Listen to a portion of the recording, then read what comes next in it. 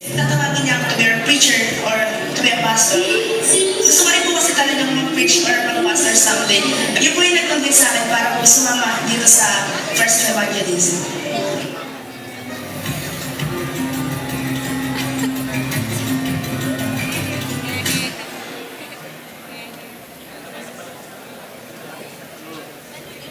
Good evening, everyone.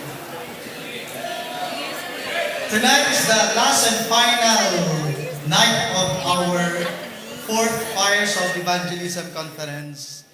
Amen. So we're happy na hanggang ngayon ay nanatili pa po ang lahat kayo ay nanatili. Ano po?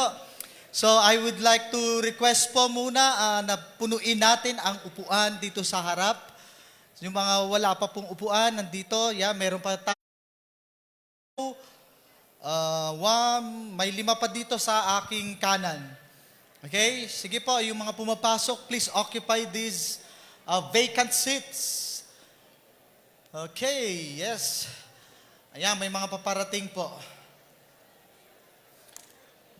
Okay, sige po, tayo pong tumayo lahat. Let's all stand and let's sing, I'm so glad I'm a part of the family of God.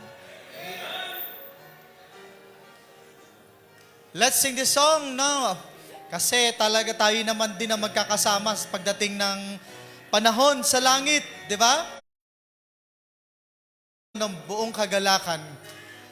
Alam niyo po, sabi sa Bible, di ba, behold how good and how pleasant it is for brethren to dwell together in unity. No, nakita yan ng writer, nakita niya yung different tribes of Israel going up to Zion, to the hill kung saan sila nag-worship, no? After na maraming mga taon na sila'y nagkahiwa-hiwalay. Ganun din naman sa atin, no? Sabi ng salita ng Panginoon,